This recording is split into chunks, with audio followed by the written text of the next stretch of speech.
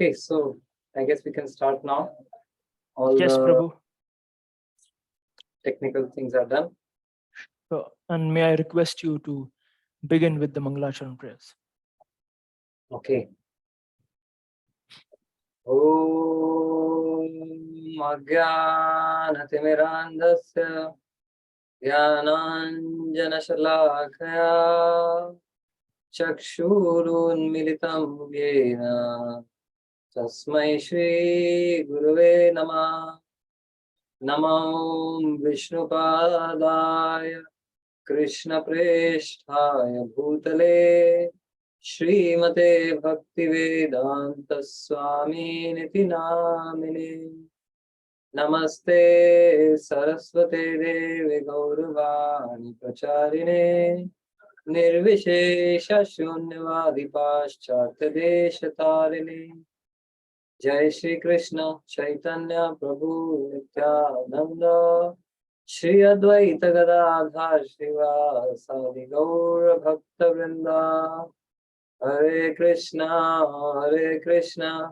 Krishna Krishna Hare Hare Hare Rama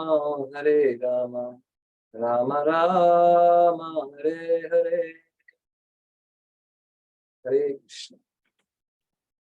Hare Krishna. Thank you, Prabhu. Thank you for those beautiful prayers. Just giving our viewers a quick recap of the previous session. We concluded chapter 3, and in the previous session, Prabhu beautifully explained how we have three natures: the spiritual, psychophysical, and animalistic nature. Yeah, and many a times you may feel you have different instincts. So there was a catchy line that said, "Give wings to your instincts." And more often than not, the present day world of social media, of glamour, of glitz, makes us fire the spark of our animalistic natures more often than not, and not the spiritual nature, which affirms to a moral society. And we even saw that more often than not, we have this ideal and real self. The difference between the two, the ideal and the real self, there is a gap, and there are some habits. There are some habits that are degrading in nature, and how do we deal with them? By the measures of Sam, Dam, Dand, and Bhed. And that's how we even learned, concluding where Lord Krishna concludes with the fact that the soul is transcendental to the mind, intelligence, and the senses. So basing this as from where we are beginning, Prabhu, allow me to continue our Sawal Jawab ka silsila. Yes. Yes. Oh, yes. Prabhu, before I fire my set of questions to you, you must have heard this game called Chinese Whispers. Yes.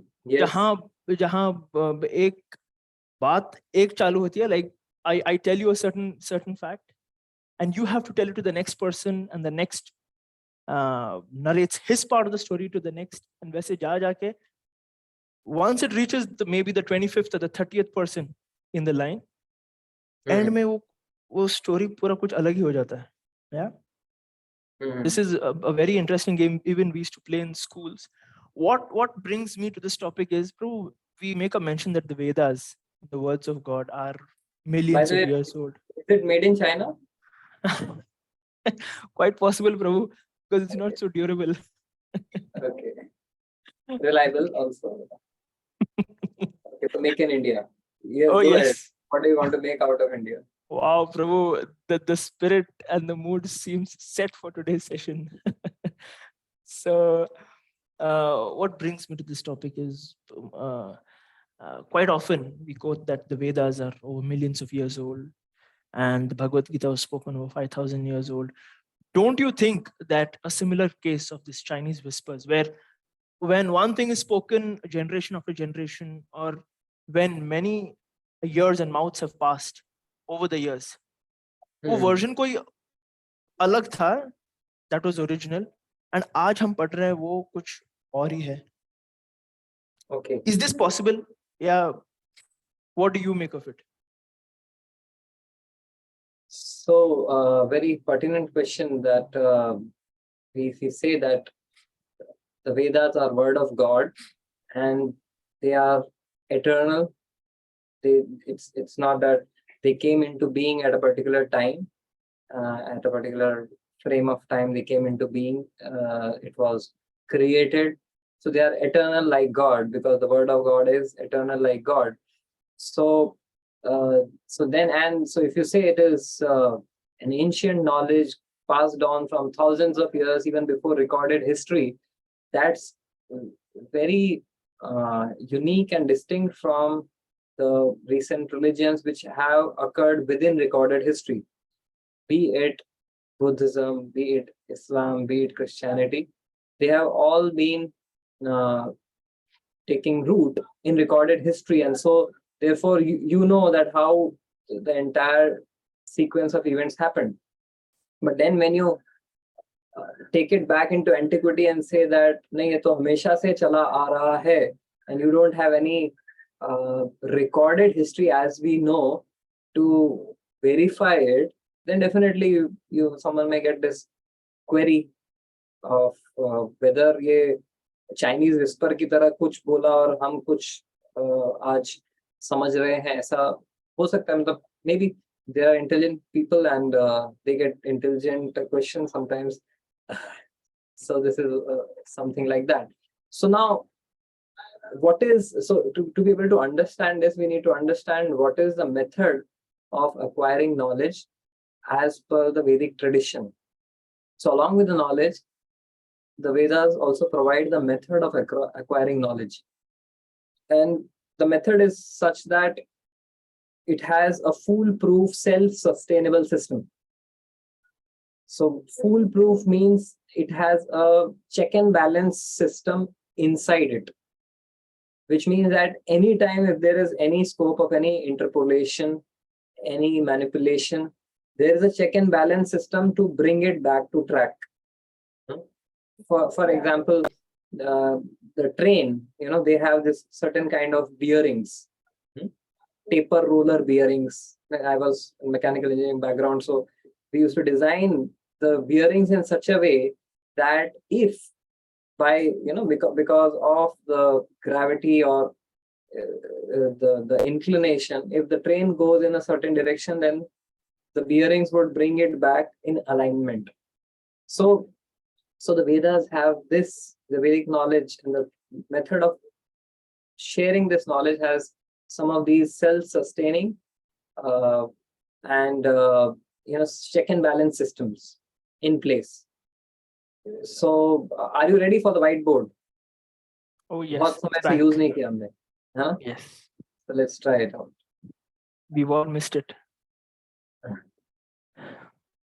Okay, so I'm talking of a self-sustaining system, if you have been paying attention.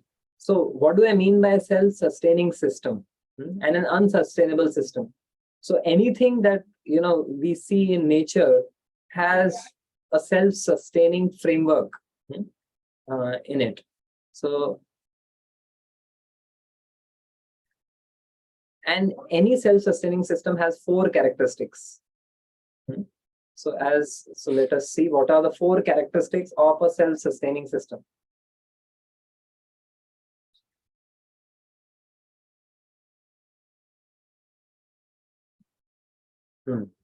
So I'll present to you.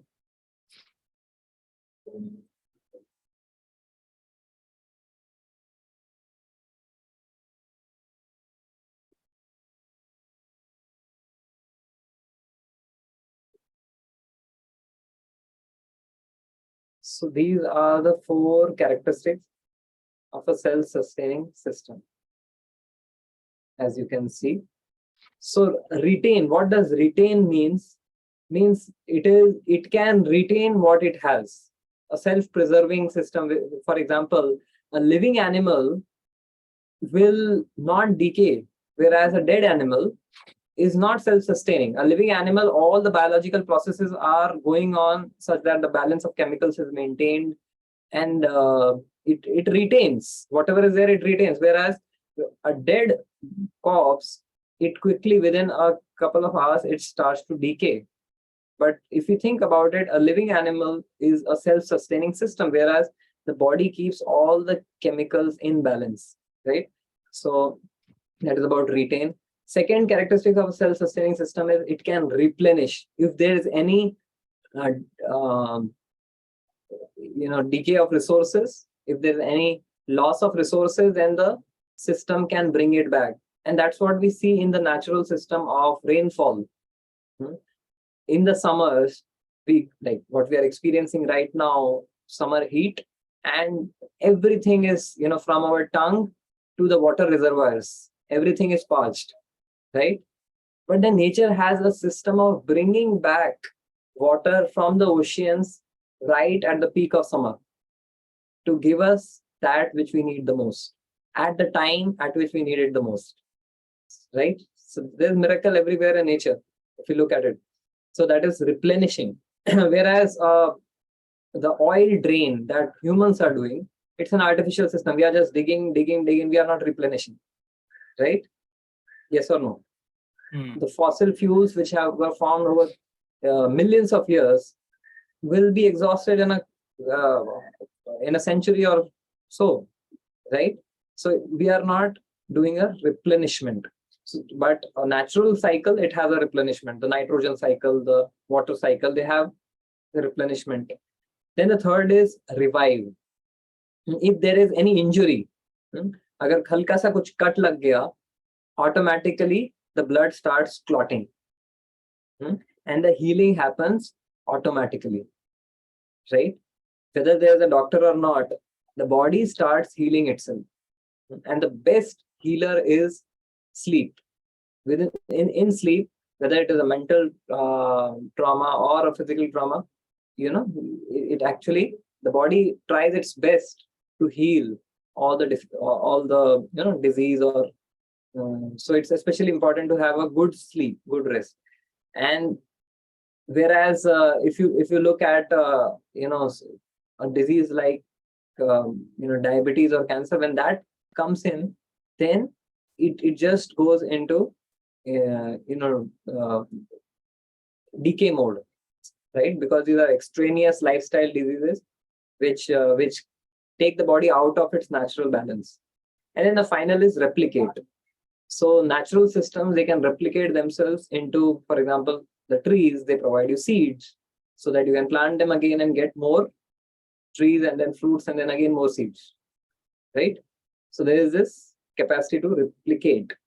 Now my question is, why am I telling your question, all of your question is, why are we discussing this sustainable systems and therefore characteristics?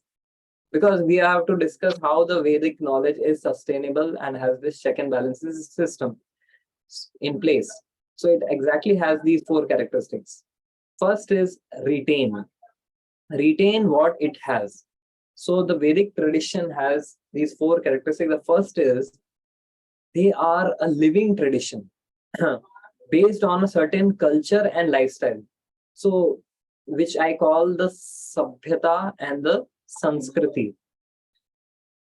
So the Sabhyata and the Sanskriti which is there around us, some things are naturally carried over, which we take just from our parents, which are there in the culture of this country, that people are naturally devotional, people are naturally inclined towards piety, right? So therefore it's a living tradition. It's not just about a book, it's not just about a monastery, it's not just about a particular spiritual institution. It is percolating all through our culture and traditions, right from the dance forms to the drama to the art. Everything is an expression of knowledge. So if you look at the various dance forms in India, whether it is Kuchipudi, whether it is Bharatnatyam, they are all expression of the profound knowledge which are in the Vedas. So even if the knowledge is unknown, if someone looks at the dance form, naturally they will get reminded of the spiritual knowledge, right? So it is percolating in our lifestyle, in our culture, in our all the family traditions. So therefore, it's a living tradition. It is percolating in the Sanskriti and the Sabhyata. Got it?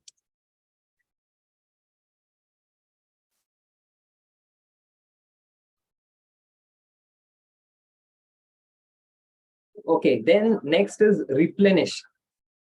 अभी replenish हमने water cycle का discuss किया कि अगर पानी कम हो गया तो फिर कहाँ से आता है?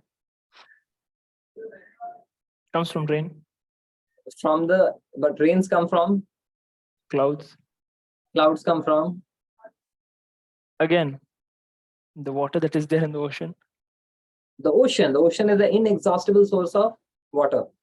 Yes. So similarly, the Vedic knowledge, which is there, what is the inexhaustible source of that knowledge? The Shastras. कि मान लो आप और मैं भूल गए, हमारा पूरा जनरेशन एकदम फिसड्डी था, we were really laggards, we didn't care about the scriptures, and it really happened in history. Bhakti Vinod Thakur, like back then in the 18th, 19th century, he was looking for a copy of the Chaitanya Charitamrita, and the entire tradition was lost, which Chaitanya Mahaprabhu started 500 years ago. But when he got the Chaitanya Charitamrita copy, then he revived the entire tradition in the entire West Bengal. So you see, even if people like you and me, up 1 or 2 generations, they miss the bus. But then the ocean में पानी है, शास्त्र में सारा knowledge है. If anyone comes and picks up the book, even 200 years later, and he doesn't find anyone who is around to give them the culture and the tradition, they can revive everything, get it back from the scriptures. The third thing is revive. अगर कुछ wound हो गया तो उसको healing कर सकते हैं, right? So this healing in the case of wounds or injuries is done by sadhus. So this system is there in the entire tradition, where you have the sadhus who are practitioners of the practices given in the Shastra, of the spiritual knowledge given in the Shastra, and they are the knowledge activists. So Shastras give you knowledge, but then the knowledge activists, or if I can use that, spiritual watchdogs, who will whistle out, who are the whistleblowers, who will say कि यहाँ पे ये आप गलत कर रहे हो, ये शास्त्र के अनुसार नहीं है, because वो कल्चर और ट्रेडिशन में समय के साथ में हो सकता है लोग कुछ डिविएशन आ जाए, लेकिन ये जो साधुज हैं वो प्योर प्रैक्टिस कर रहे हैं स्पिरिचुअल लाइफ को, they will be able to blow the whistle, say that नहीं, यहाँ पे ये शास्त्र के अनुसार आप नहीं कर रहे हैं. So this is what the sadhus do. And also, even if the sadhus are not able to do, then God comes himself, which we will see in the 4th chapter of the Gita. Avatar. Yada yada hi dharmasya glanirбhavati bharata thanam adharmasya tadatmanam sajamyaham. जब जब धर्म की ग्लानि होती है और अधर्म का विस्तार होता है, तब मैं अवतार लेता हूँ, भगवान बोल रहे हैं.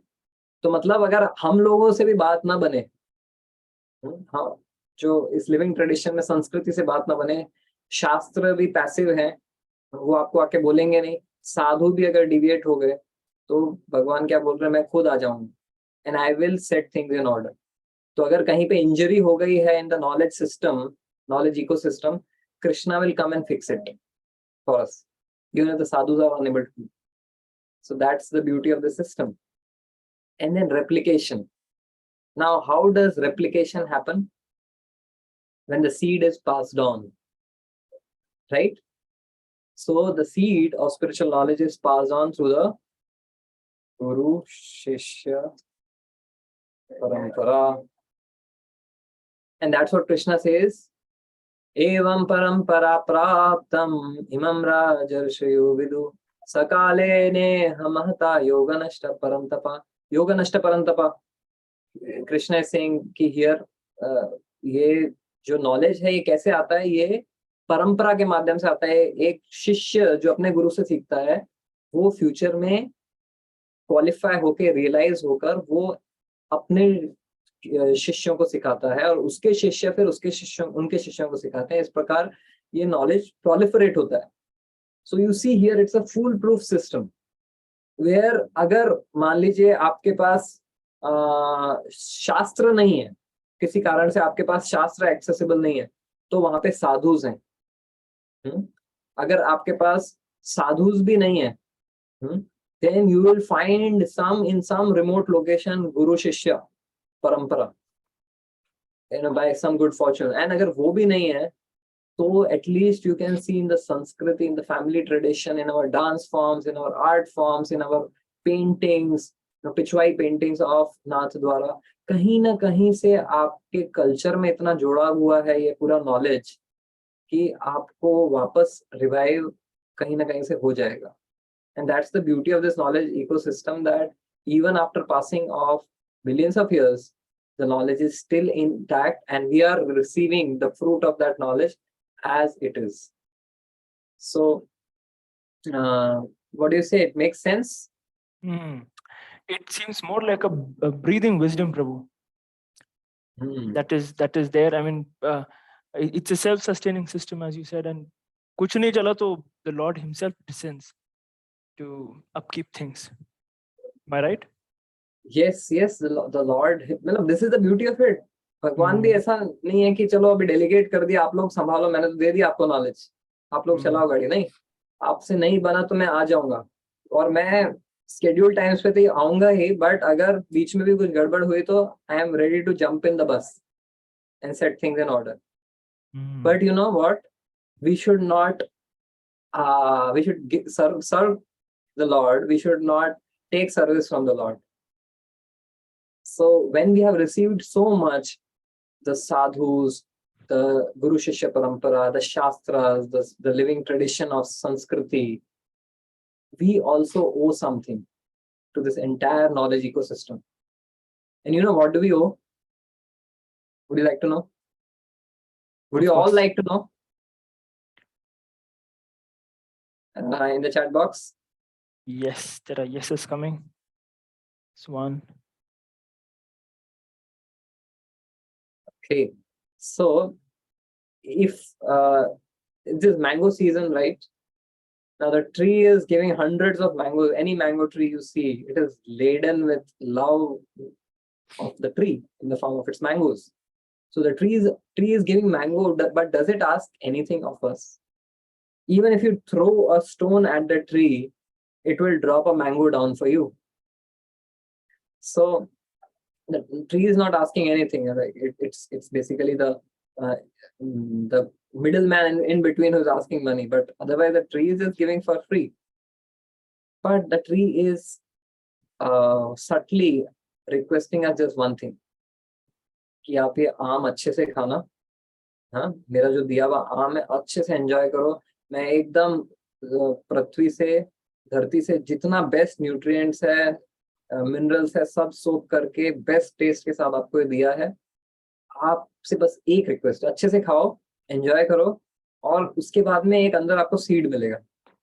वो सीड को ना वापस कहीं पे बो दें, ताकि मेरे लिए नहीं, मुझे कोई फायदा नहीं है, बट ऐसा ही एक पेड़ आएगा और फ्यूचर में कोई और आपके जैसा व्यक्ति होगा, उसको भी आम खाने का अवसर मिलना चाहिए. And that's the only reason why I want you to replant the seed. So coming back to this knowledge ecosystem, when we receive this knowledge, there's our responsibility to share it with others, and that's like experience the sweetness of this knowledge and the entire practice, and then also share it with others. So that's what Krishna is hinting to us in this fourth chapter, the first 4 verses. He's saying that the knowledge tradition was broken because someone did not do his or her duty of passing the knowledge on. So never mind, I came to re-establish it. but we should be eager to serve Krishna. So that's it. What do you think? Is it a Chinese whisper or the Vedic wisdom?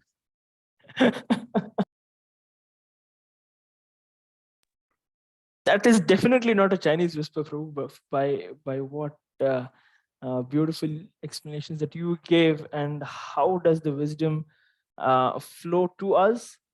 Along with it, it self-sustains. Along with that, when we say a self-sustaining system, we have a tendency ki, yaar, if it's self-sustaining, let me put myself in the background. But how beautifully you explained that we do have a little bit to do by sowing that seed, by sharing that knowledge with others. Thank you, Prabhu. That made a lot of sense. Coming to my next question. Now, this is a little bit of an accusation, and I have to keep my arms ready in defense, lest I get your blows. But I have to ask this question, Prabhu. Quite often we read from our Vedic texts the form of Lord that we worship, Lord Krishna, Lord Ram.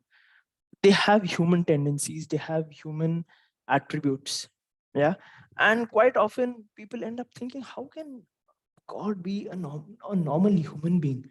He expresses such basic human attributes, something like he's scared of demons. He leaves his place of birth because he's scared of attacks from demons. He just for, there are few accusations that go this far from a movie that's just become popular, the Kerala Story. There is an accusation that yes, Prabhu, first day. Not the first show, but first day. So there is an accusation, a very interesting accusation that even hurt me. But it said कि आपका भगवान इतना लाचार था कि उसे वानरों की जरूरत पड़ी to retrieve his wife. That makes many of the practitioners question what is the reality of the Lord that we worship. Would you like to throw some light on that, Prabhu? Okay, so basically, as I understand, there are accusations that yeah, your Lord, आप जिस भगवान को, the God, the definition of God is all powerful, the supreme controller, the source of everything, the one without a second. So ये सब all controller, all powerful, omnipresent, omniscient, ये सब definition है. अभी वो definition को आपके भगवान के नीचे लिखते हैं ना, तो ऐसा लगता है ये फिगर कुछ और है और लेबल कुछ और दिया है. हाँ, तो मतलब ये बात जम नहीं रही है, मिसमैच हो रहा है. So Lord Ram, does he need the help of monkeys to build a bridge to rescue his wife? And Lord Krishna, he leaves his place of Mathura, so to out of fear. ये क्या चल रहा है? मतलब ये नीचे आपने नीचे गॉड लिखा है, वो ऊपर एक्टिविटी देख के हमको समझ नहीं आ रहा है. सो यस, चलो दिमाग लगा रहे हैं, चलो ये तो अच्छी बात है. But by the way, if you have problems with Ram or Lord Ram, making a bridge with the help of monkeys, or Lord Krishna, leaving Mathura and going to Dwarka, or needing the help of the Pandavas to establish Dharma, then we have Narsingh Dev also, by the way. So अगर ये नहीं जम रहा है तो वो ले सकते हैं आप. Narsingh Dev doesn't need anyone's help. So that's self-sufficient system that we have. But let's take the matter into some tattva and understanding the philosophy. So, sometimes when you look at some other tradition, there ought to be, you need to have a sense of genuine desire to learn, not to just demean and criticize. Like any tradition can just shoot down the other tradition, from the outside. बाहर से देख के तो कोई भी गाली दे सकता है. But to be able to have that open mindedness to come and understand, okay, what is it means, I on the face value I don't reject, because then that would be blind faith. Blind faith is not just accepting anything but blindly. Blind faith is also rejecting anything blindly.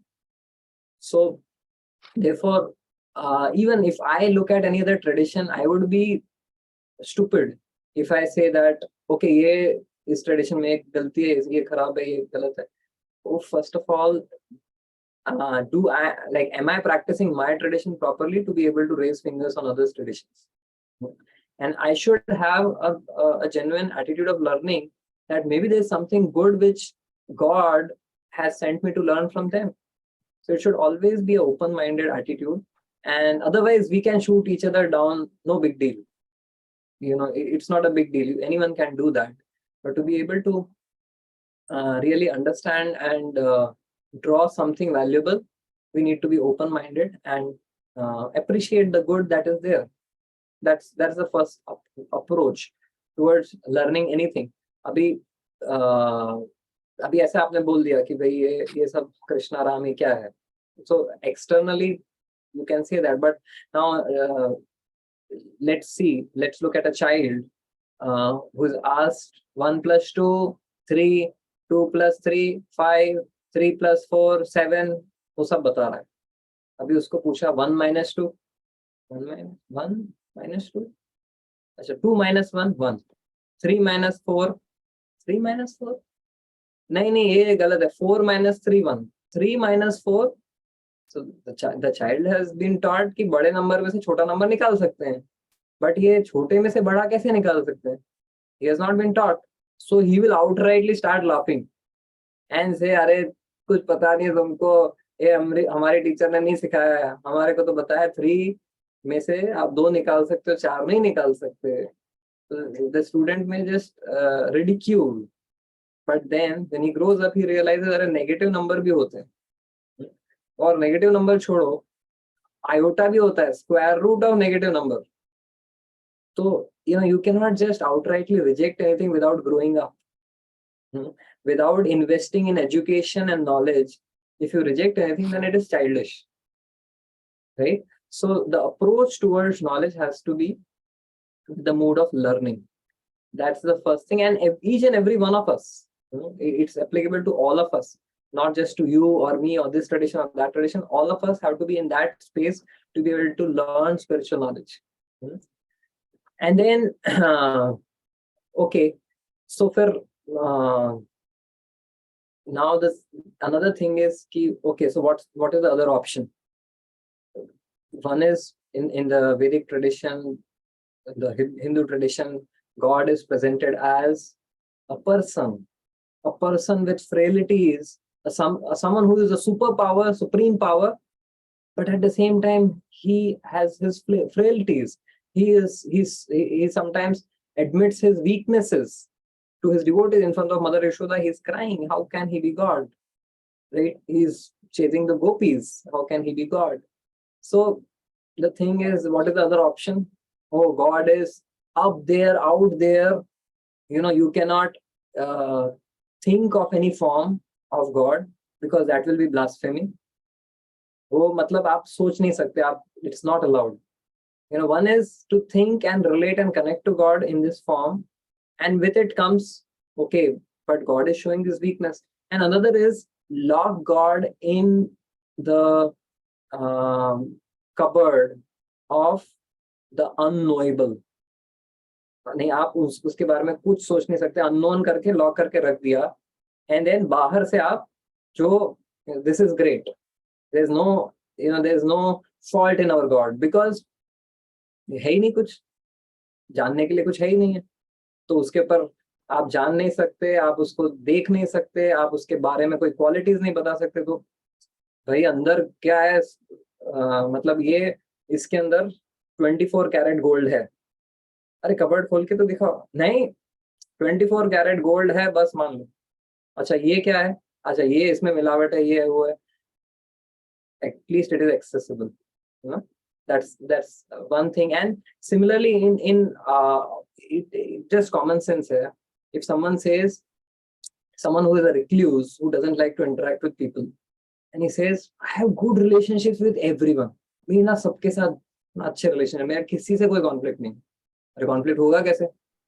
मैं किसी में fault नहीं देखता. Fault देखोगे कैसे? किसी से मिलो तो सही.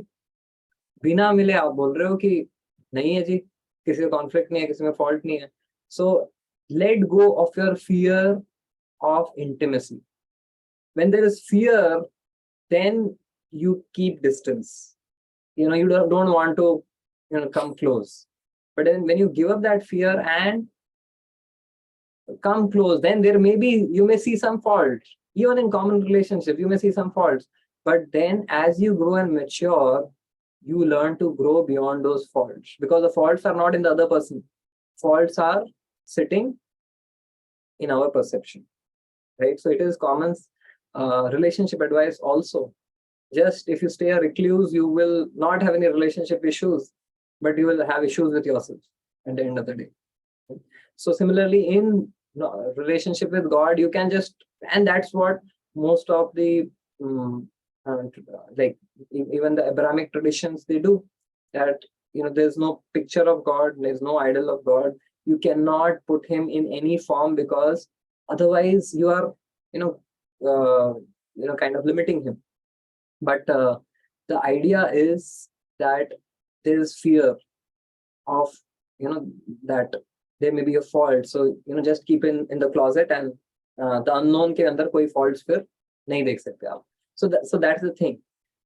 But then why is this form defined and told in the Sanatan Dharma, when it is known that iske andar people can find some flaws and faults, at least externally? Why? Because Sanatan Dharma is not about not just about worshipping God, but also experiencing God.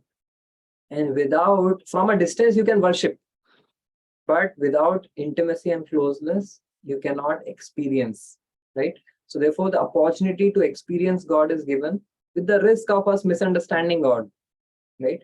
And this entire thing can be understood scientifically, and it is explained in the scriptures that those apparent weakness of the Lord is not his weakness, that is his strength. Now, if we take the story out of context, we may feel that Lord Ram needed monkeys, but see the whole picture. Why did he need the monkeys? Okay, to build a bridge, first of all. But bridge बनाने के लिए क्यों bridge चाहिए? Monkeys को ले जाने के लिए, ठीक है? और उसके लिए फिर वो ओशन गॉड ने एक हफ्ते तक जब उनको रास्ता नहीं दिया, तो भगवान ने ओशन को सुखाना ही चालू कर दिया by his arrows. So he could dry up the entire ocean. He didn't need the monkeys to make a bridge over the ocean. So actually, he didn't need at all the help of the monkeys. But he could have done it all by himself. But then all of us, living entities, spirit souls in this world, he wants to give us an opportunity to serve him. And that is not his weakness, that is his strength.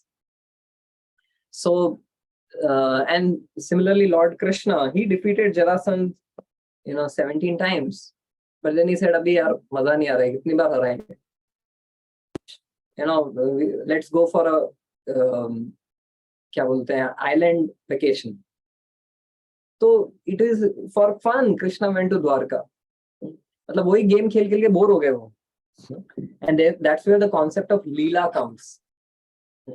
That the concept of Leela is very interesting, powerful concept in the Sanatana Dharma Vedic tradition.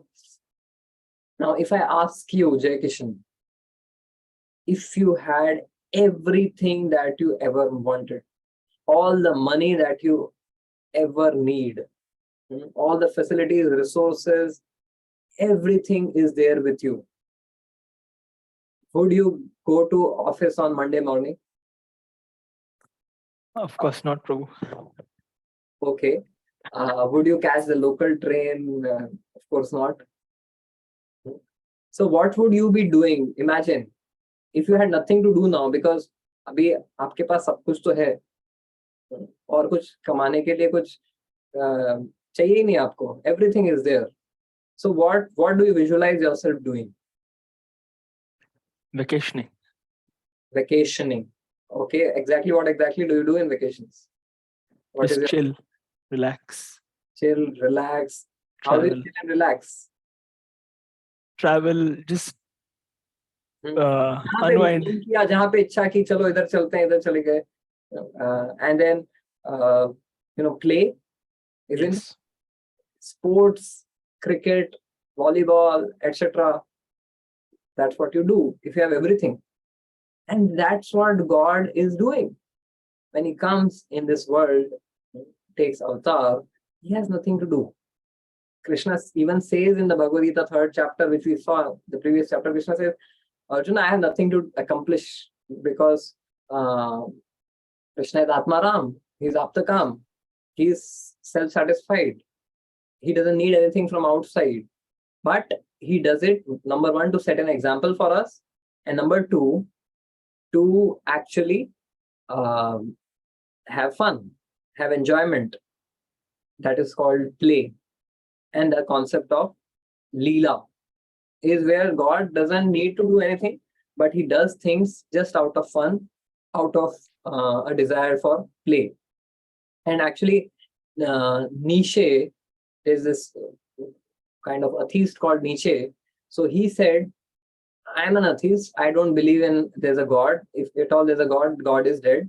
But if at all you tell me to believe in a God, I would really believe in a God who just dances. Guess what? Who the God could be? He came so close. Yeah, because he's a philosopher, he's a thinker, but his intelligence could just get him close enough to think that अरे उस भगवान के पास सब कुछ है, उनको करने के लिए क्या है? मतलब बस डांस करेंगे, मजा करेंगे. अरे वही तो बताया है वैदिक ट्रेडिशन में, वो लीला करते हैं. वो और लीला मतलब ड्रामा में क्या होता है? The person is sometimes will cry, sometimes will laugh. So and therefore Kunti Maharani says, Nato Natyo Dharo Yatha. Krishna is just putting up a drama and having a lot of fun with his devotees. He is making himself accessible. कि चलो, जैसे the Prime Minister, Prabhupada would give the example, the Prime Minister of Britain, he had an important document to sign. The secretary was, sitting outside for an hour. Then he was getting impatient, and then he just opened the door and saw 1 घंटा क्यों लग रहा है. And he saw the Prime Minister अपने पोते को अपने पीठ पे बैठा के घोड़ा गाड़ी कर रहे हैं, खेल रहे हैं. Right? Now the Prime Minister, he doesn't need to bow down and become a horse. It's not a compulsion. It's so someone who may see, अरे देखो कैसा ये Prime Minister होता है, ये क्या घोड़ा बना हुआ है, गधा बना हुआ है. But then again, if you look at it from externally outside, you will not understand. But when you understand, God has to be the one who has the maximum fun. And fun means it has to be with his closest people, where there's intimacy. And intimacy means there is, sometimes you, जैसे नाना अपने पोते को बैठाकर घोड़ा गाड़ी सवारी करवा रहे हैं. So that's the concept of Leela which Krishna is doing. And so if we sympathetically understand any tradition, we will be able to access wisdom and devotion in any tradition. So why be so narrow-minded and just shoot things from outside which anyone can do? It doesn't take a wise, intelligent person to do that. Any child can do that. Okay, 1 minus 2, haha, ye kuch nahi hai. Right? So let's grow up and try to learn. Will that help? Yes, Prabhu. Yes. You. I mean, the key takeaways are the concept of Leela, and of course that God just likes to play around. Yes, and also the concept of service. He wants to give us an opportunity to serve. Otherwise, everything can be done by him single-handedly, but he wants to give us an opportunity to serve. How eager are we to take that forward?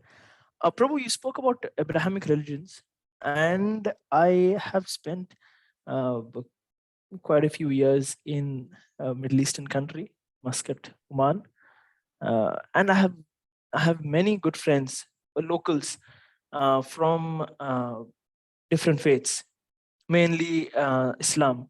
they have different conception of God. And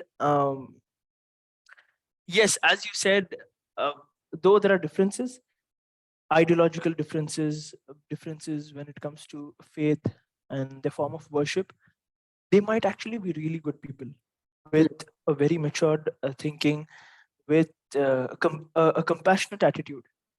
But when it comes to ideological differences, when it comes to difference of opinion, one very stark difference that I found, and it can at times be a little hurtful for followers of Sanatan Dharma, that when imagery, when a sort of image is given to the concept of God, those from the other faith consider that as blasphemy, and they consider, yeah, why do we limit God in just one image? Why are you limiting his form, his presence? Keep no form, keep him unlimited.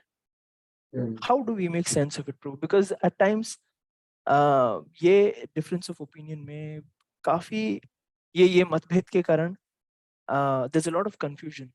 And if you could please help our viewers at least to solve this confusion. Okay, so now let me practice what I preached or what I spoke, that we should approach it from a open-minded, sympathetic perspective. So the fear or the concern that they have is that you may ascribe godliness or God to anything, and thus bring down the holy, sacred sanctity of God by just ascribing anything as God. So therefore, they are being they are kind of safeguarding the sanctity of God's identity. In that sense, yes, we definitely understand the space they are coming from, and yes, we also agree with that you cannot ascribe any image to God with inverted commas. Any means not from our concoction, but as revealed by God, as revealed in the Holy Scriptures. When God comes and tells you that you worship me in this form, I have this form, then who are we to deny that? Isn't that denying and limiting God? So, isn't it? If God is telling you worship me in this form, and I say no, you should not worship God in any form. So any form which is material or speculated. But the form which God himself is telling that I exist in this form and worship me, approach me in this form, now that is bona fide. And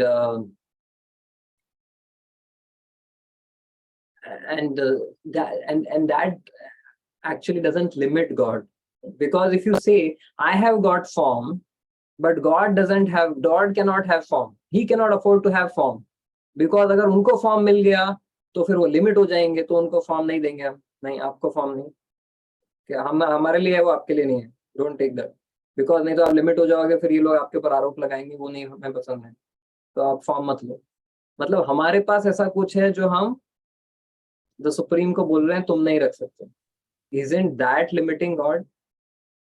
And secondly, all of us approach God through a name, whether you call it Krishna or Allah or Jesus, right? We approach God through a name. Now, isn't that also limiting God? अभी आप form के बोल रहे हो जो आंखों से दिखता है लेकिन कानों से सुनता है, वो भी इनफाइनाइट होना चाहिए ना. फॉर्म इनफाइनाइट, फॉर्म को फाइनाइट नहीं कर सकते, लेकिन साउंड को अरे आपने 3 4 5 सिलेबल्स में बांध दिया भगवान को. Isn't that blasphemy? So even that, if we look at it from a broader perspective, there is no chance for us with our this 6-inch brain to fix or capture God even the sound of God, even the image of God, even the concept of God within this gray matter, because this is material. It is only by God's mercy, it is only by Allah's mercy, it is only by Krishna's mercy that we are able to think about Him in any way. And if we can think about Him and worship Him by His mercy, by His power, we can also see Him by His mercy and His power, not by our power. Right? If we say that God cannot give me, His darshan, because that will be limiting. That actually I am limiting God by saying that God cannot be visible. Right? So that is also limiting God. So we need to understand that when God is making us understand or think about Him in this, brain, He can also give us His form and darshan, but not by material senses, but by spiritualized senses. Atah Shri Krishna Namadi na bhaved grahyam indriye sevon mukhe hi jivvado. That with our gross senses we cannot approach God either through His form or name or any other medium. But when we spiritualize our senses by the practice of sadhana or devotional service to God, then with the same senses, with the same eye, we can see God. With the same ear, we can hear God. Right? So all of that is possible, and because God doesn't have material form, He has spiritual form. That's where the Vedas differ. They say arupaya. Arupaya, अरे सही बोल रहे हैं ये वेदास आपके बोल रहे हैं अरूपाय, इनका कोई रूप नहीं है. वेदास बोले रुको पूरा सुनो. उरु रूपाय, arupaya material form नहीं है. उरु रूपाय, the form which is transcendental to all of these material forms that you see, that form He has. नान्तं गुणानाम अगुणस्य जग्मु. अगुणा, उनके कोई क्वालिटीज ये नहीं है, कैरेक्टरिस्टिक्स नहीं है. अच्छा, न अंतम गुणानाम, अंत, उनके गुणों का कोई अंत नहीं है. अरे ये दोनों चीज बोल के कंफ्यूज क्या कर रहे हो? तो इट्स इजी टू से अरे God has no form, God has no qualities, क्योंकि वो सिंपल करेगा लाइफ को. लेकिन then there is a next level where we understand God doesn't have material form, He has a spiritual form. God doesn't have material qualities, He has spiritual qualities. Right? So we may display anger, but that is material anger. But when Lord Ram displays anger, that is spiritual anger. And how do you understand that? When he kills Ravana, Ravana gets liberated. When we kill someone, we get bound. Right? And what to speak of the other person? So that's where there's this understanding that by God's grace we can actually know Him, see Him, meet Him, experience Him. Everything is possible, and it will not be, it can be possible even in this life. You don't have to wait for the judgment day to figure out, because even after judgment day, it is not by our power, it is by God's power. And if God's power can act at the judgment day, His power can act even today. So that's where we rest the case. Wow. By God's grace and by what you said, Prabhu, not the 6-inch brain, but the revealed scriptures. Yes. Thank you, Prabhu, for that. Prabhu, my next question is: you spoke about the Lord descending into this world for upkeep of dharma, when things are really not going the right way by the sadhus or by the practitioners. Prabhu, God being such a pure entity, the all perfect, the all pure entity, why will He enter a world as unclean as this? Or will He ever enter? What is your take on this? Will He ever? This seems to be a little confusing, but what is your take, Prabhu? Yes. So this world is such a despicable place. This world is a bad place. This is a doomed place, the ugly place, gloomy place, dirty place. So what do you think? Will God be happy if we give all of this bad names to the place which he has given us? Not really. So there's an there's a beautiful, you have a friend who is an artist. तो उसने कुछ painting बनाया है, आपको पता नहीं उसने painting बनाया है, आप वो पेंटिंग देखते हो और पेंटिंग की 10 बुराइयां करते हो. तो ये कोई पेंटिंग है? हाँ, नाक दिख रहा है ठीक से, ये आदमी दिख रहा है कि पंचक्कर क्या दिख रहा है? What is this? So would you, and if the person is standing behind and hearing you criticize his art, you just tell, do you know what is beauty? What is art? What right do you have to just simply criticize? So if you really appreciate the artist, you will appreciate the art. So God has made this creation, and if we call it a dirty, gloomy, ugly, despicable place, probably God might not be happy with because that's the place He has given us. That's the gift that He has given us. Now it is our responsibility how we use it. So that's the first thing. And then think about it. Can anything exist without God? You say God is all powerful. So all powerful means जो भी कुछ है इस जगत में सब उनकी शक्ति से चल रहा है. कोई शक्ति उनके इंडिपेंडेंट नहीं हो सकती. Right? So if this world is running perfectly, everything in synchrony, everything in harmony, everything in synergy, the sun is rising, the stars are moving, everything is happening. And if it is happening by some independent power, which means that God doesn't have all the power. There is some independent power which is running this. No, this world is also running by God's power. So God has entered this world, as Krishna says, Maya tatam idam sarvam jagat avyakta murtina matsthani sarvabhutani na chaham teshu avasthita. That everything is in me, but I am not in them. Everything is run by me, right? But I don't get entangled. So nothing can exist without God's presence and intervention. Otherwise, it will be independent of God. Even an atom, the Brahma Samhita says, Andantarastam paramanu chayantarastam govindamadi purusham tamaham bhajami. That for this universe was just a dull lump of matter, but only when Garbhodakshai Vishnu entered, it came and sprung to life. The atom is dead. The atom even cannot exist without God. So that's how everything is dependent on God, and every tradition will have to accept this because God is all powerful. So everything has to be energized by God's power. It cannot draw separate power. Just as the sun, the sun doesn't draw its power from anything else. But any light that you see in this world has its source in the sun. Is it not? अभी यहाँ tubelight जल रहा है, ठीक है, उसका power कहाँ से आ रहा है? इलेक्ट्रिसिटी केबल से आ रहा है. केबल पावर हाउस से. पावर हाउस में कहाँ से आ रहा है? वो कोयला चला. कोयला कहाँ से जला? जो फॉसिल फ्यूल था. फॉसिल फ्यूल कहाँ पे था? फॉसिल फ्यूल में पावर कहाँ से आया?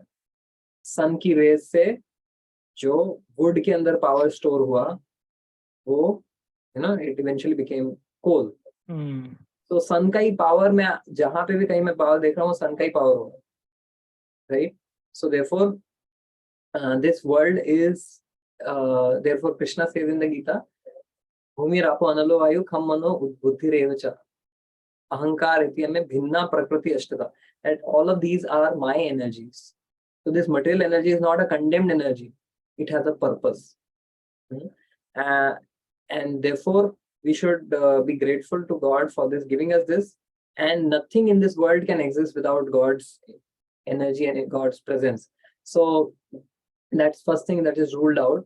And then secondly, now God अपनी energy से सब चला रहे हैं. He is there inside every atom, ठीक है. But that's in a all-pervading form.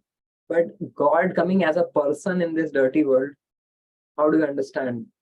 So Krishna in this 4th chapter of the Gita, he says, I guess in the 7th verse, Ajopi san avyatma bhutanam ishwaropitan prakritim swam adhishtaya sambhavami atma maya. That Aja, I don't take birth, but still I appear. Just as the sun, it doesn't take birth. Ki are subah 6 baje, the sun has taken birth. No, the sun was there at 4 a.m. in the morning, at 3 a.m. in the morning, at 1 a.m. in the morning, at 12 midnight, at 11 p.m., at 8 p.m. Sun was there, it appeared in front of our vision at a certain time. Similarly, God is always there.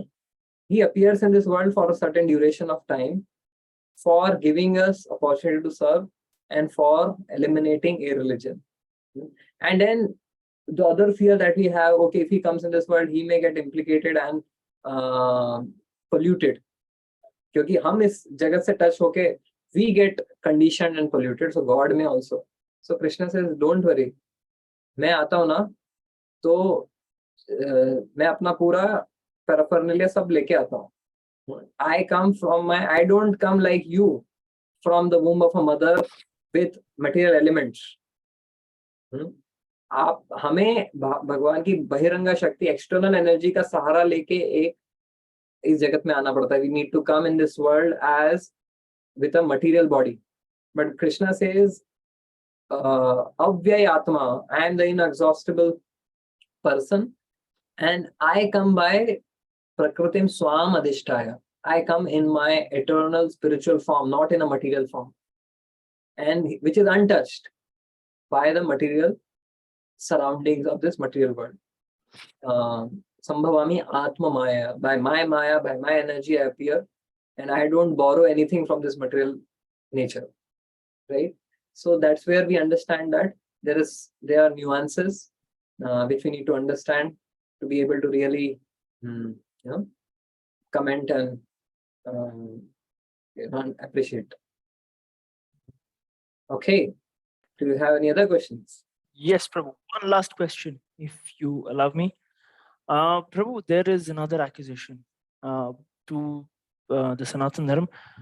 You may have heard, many of our viewers also must have heard कि यार हिंदू धर्म में तो इतने सारे भगवान हैं, आप बाकी धर्म को देखो एक ही है, सब वहां पे सबके मालिक एक ही होते हैं, पर यहाँ पे तो इतने भगवान हैं, तो पता नहीं चलता कि किसकी पूजा करे, किसकी ना करे. And if there is one God, if at all there is one God, what is the way to attain him? Can you please enlighten our users, Prabhu? Okay. So अभी तक तो बात हमारी चल रही थी कि चलो we understood that we don't limit God by giving him a form, or we don't give him a form. First of all, he has given us a form, right? And जो कहते हैं ना कि बेटा बाप पे गया है, बिल्कुल ऐसा नहीं बोलते कि बाप बेटे पे गया. So God has given us a form, we have not given God a form, right? So we have not manufactured, okay, चलो एक शिव भगवान बना दो, एक ब्रह्मा बना दो, एक विष्णु बना दो, कृष्णा भी बना दो, राम भी बना दो. So we have not created or concocted. God has made us, has given us a form. And as far as the truth is concerned, there has to be one absolute truth, the one absolute supreme God, because that's by the definition of God, and that's also corroborated by the Gita. Aham sarvasya prabhavo matta sarvam pravartate iti matva bhajante mam buddha bhava samanvita. Aham sarvasya prabhavo, I am the supreme God, there is no one beyond me. That's what Krishna is saying. So there is no contradiction, because that's a axiom. Axiomatic principle cannot be violated by any tradition, whether it is of today, whether it is 100 years, 500, 1000 years. Axiomatic truth remains the same. So yes, there has to be one supreme God, otherwise there will be competition of posts. और देखते हैं जहाँ पे भी एक deputy chief minister होता है, chief minister के साथ में वहां पे सरकार गिर जाती है, whether it is Navjot Singh Sidhu with Captain Amrinder Singh or pilot Saab with Gehlot Saab. So the government doesn't last because then there's clash. So in the supreme absolute sense, there has to be one God, definitely, and that's what Krishna is saying. That Mai Sarvam Idam Protam Sutre Maniganaiva. That everything that you see rests on me like pearls resting on a thread. The thread is one, but the thread is invisible. It is holding everything. Everything is held on the thread. Similarly, the supreme absolute truth is one, but that supreme absolute truth has the desire to manifest into many forms for the sake of enjoyment, lila, because there are different types of devotees, and to reciprocate with them, God takes different forms to have that relationship rasa with them. Variety is the mother of enjoyment, isn't it? So as per the mood of a particular devotee, like Prahlad, Krishna appears as Narsingdev. The same Krishna appears as Ram for Hanuman. For Hanuman, he is in Dasyaras. He has a mood of being a servant. So for him, Krishna, the form of Krishna, dancing with the gopis, that form he is not able to relate with. And the gopis will not be able to relate with Lord Ram. इतनी क्या मर्यादा लगा के रखी आपने, इतने क्या rules regulation, एक पत्नी व्रत. तो इसके लिए जो ऋषि भगवान राम के पास आए थे, भगवान से एक वैवाहिक संबंध की प्रार्थना करने के लिए, उन्होंने बोला कि आपका अपॉइंटमेंट मैं नेक्स्ट युगा में दे रहा हूँ, नेक्स्ट युगा में आके मिल लेना, तब मैं आपको I'll marry all of you. So these 16,000 queens of Krishna were in the Ram Leela as rishis. लेकिन भगवान ने बोला, I'll get the right form for reciprocating with you. So therefore, God takes different forms to reciprocate with the emotion and devotion of his devotees. And that is very evident. We see no two people in this world are same. God loves variety. सबको एक जैसा नहीं बना देते थे वो. अगर उनको एक ही सब कुछ एक ही चाहिए था तो सबको एक जैसा बना देते थे. But he loves variety. He appreciates variety and he expands himself into variety to reciprocate with the variety of emotions of his devotees, which is each and every one of us. God doesn't limit himself just to say, people born in a certain tradition or a certain place or a certain region, or even just human beings. आप जानवर भी हो ना तो भगवान आपके लिए भी है. गजेंद्र, एक हाथी भी भगवान को पुकार सकता है, उसके लिए भी कोई लिमिटेशन नहीं है. God will appear in the form in which that elephant can reciprocate.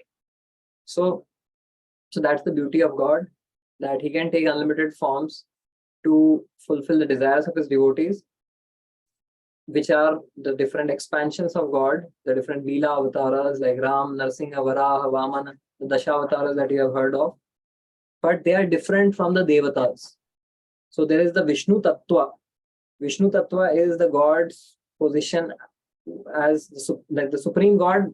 He is expanding into different forms, which are of the same nature, same quality, same power, but then just for the sake of exchange of rasa, he is manifesting these different forms.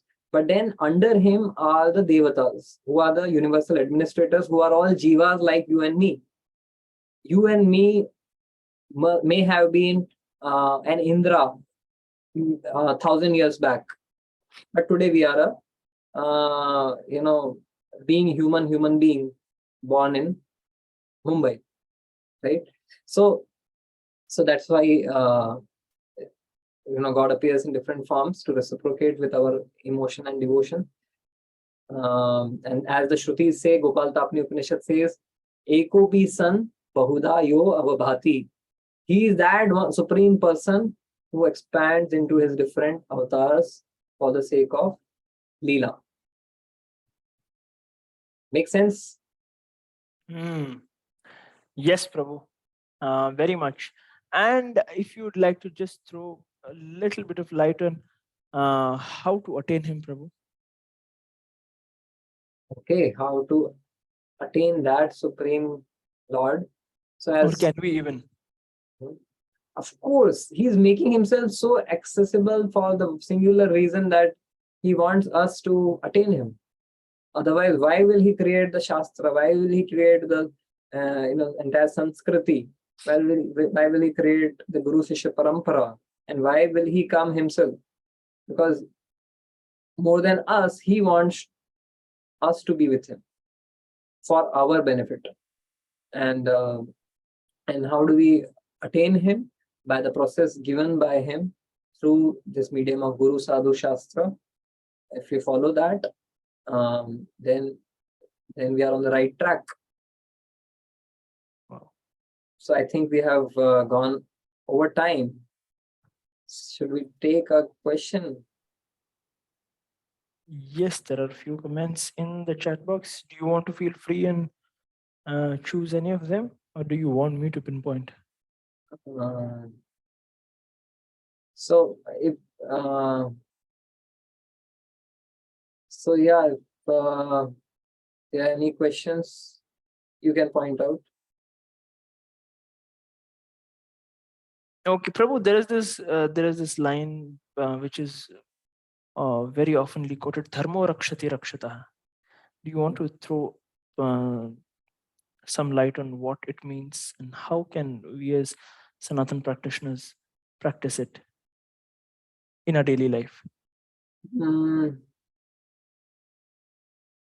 Yeah, so we practice dharma not to protect dharma, but to protect ourselves. Wow. Because dharma protects. God doesn't need our protection. We need to get psyched up to say, अरे हमको अपना tradition protect करना है, हमको अपना संस्कृति protect करना है, हमको अपने भगवान को प्रोटेक्ट करना है. So we need not be so schizophrenic कि हमको प्रोटेक्ट करना है. Because देखो, people say that okay, you are doing idolatry, you are doing this heresy to God, blasphemy to God by worshipping a form of God. And so therefore they are they feel so pushed and insecure कि भाई ये गलत चीज कर रहे हैं तो इनके फॉर्म को तोड़ दो. Because they have a certain concept of God. वो कॉन्सेप्ट ऑफ गॉड को प्रोटेक्ट करने के लिए वो इतने इनसिक्योर हो रहे हैं कि जिसने भी दूसरा फॉर्म वर्शिप कर रहे हैं उसको सबको तोड़ना हमारी जिम्मेदारी है, उन सबको सुधारना हमारी जिम्मेदारी, right? So we need not be so insecure, because if we have faith in the power of God, then he doesn't need our protection really. He doesn't need us to go and debunk and destroy the the forms of faith which others have. Any other faith, we need not work on saying that this is adharma, that is adharma, हमको उसको destroy करना है. इतना insecure हमारे भगवान नहीं हो सकते तो हम क्यों हैं? God cannot be that insecure, so let's not borrow that insecurity and say that हमको रक्षा करना है. हमको किसकी रक्षा करना है? अपनी चेतना की रक्षा करनी है, बाकी तो भगवान रक्षा करेंगे. So that faith we must have. I suppose that's it. There is one question that came my way where it says, Prabhuji stated that we should be open and talk to others, but if someone is introvert and does not want to talk, how do we take it? I assume this comes from the context where you said one is a recluse and correct. And I assume that was put in a context to explain a broader point that one must understand other faiths from an open mind and not a closed mind. Yes, Prabhu, correct me if I'm wrong. Yes, it was coming from the space where if I am a recluse, then I may not be able to I will not have any great conflicts, but at the same time, I will not have great relationships. So it was for a more individual application, but we need each other. Everyone needs, some people whom they can open up to, have some exchanges. So if you find someone whom you care about is trying to be recluse or trying to just cut off from the rest of the world, uh, it might be difficult. That they may be just going towards the dead end of cutting themselves off. But then at the same time, what you can do is still remain their well-wisher.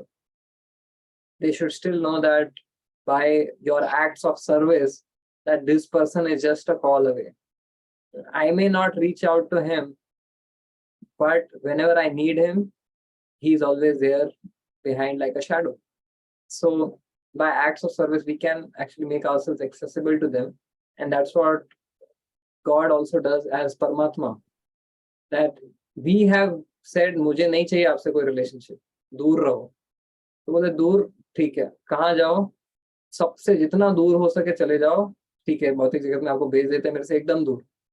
So externally he has sent us very far away from him, but in a hidden way he is sitting the closest to our heart, but invisible. So maybe if there's someone whom you care about, you may have to play the Paramatma role of being invisible but being there to help. So I think that's something which we can derive. Thank you, Prabhu. I guess we are close to wrapping up our session today. Just one personal takeaway, and I love this line, Prabhu, that the worship in that the process in Sanatana Dharma is not just to worship God, but even to experience God. Thank you, Prabhu. Thank you for today's session, very enlivening session. And I urge all our viewers to come together and experience, take part in this journey in experiencing God through the medium of our sessions, our Gita for You podcasts with Prabhuji. Thank you, Prabhu, for this session. And yes. So you brought in the Kerala story, but we ended up with Krishna story. Wow. That's where, all our discussion lead to the same goal, as we will discuss in the next session when we walk further on our path of the reading the Gita, where Krishna says that ye yatha mam prapadyante tam tathaiva bhajamyam mama vartmanu vartmante manushya pada sarvasha. And everyone is on Krishna's path. Someone is walking away, someone is walking towards. So we'll find that out whether we reach from Kerala to Krishna or not. Wow. Thank you, Prabhu. Thank you. Hare Krishna.